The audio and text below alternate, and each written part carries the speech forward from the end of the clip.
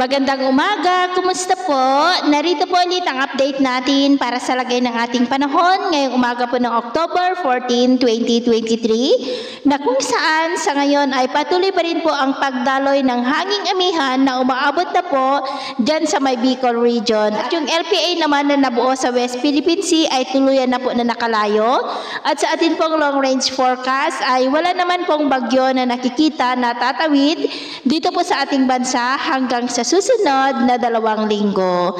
At sa lagay po ng ating panahon, ngayong madaling araw ay generally fair weather po sa malaking bahagi ng ating bansa, maliban lamang sa mga tsansa ng mga isolated rain sa ilang bahagi ng Bicol region, Mimaropa, Batangas, Quezon, ilang bahagi ng Panay Island, Negros, Cebu, Bohol, Leyte at Zamboanga Peninsula. At mamaya ay sisikat ang araw sa malaking bahagi ng ating bansa, lalo na dito sa may Luzon at Mindanao, pero mayroon pong tsansa ng maulap na kalangitan na may mga pulupulong pag-ulan sa ilang bahagi po ng Southern Luzon at ilang bahagi ng Kabisayaan.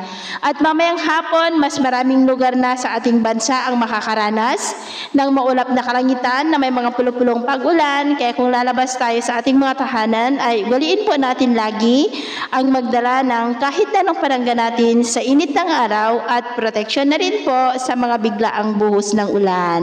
At sa atin naman pong mga baybayin, wala na po tayong nakataas na namang gale warning signals, pero iba yung pag-ingat lamang po kung papalaod tayo para mas makaiwas sa mga sakunang pangkaragatan. So yun po ng latest update natin sa araw na ito. At ako po muli si James na nagsasabing sa kahit na pagsubok po na darating sa ating buhay, huwag po tayong mawawalan ng pag-asa. Thank you and God bless!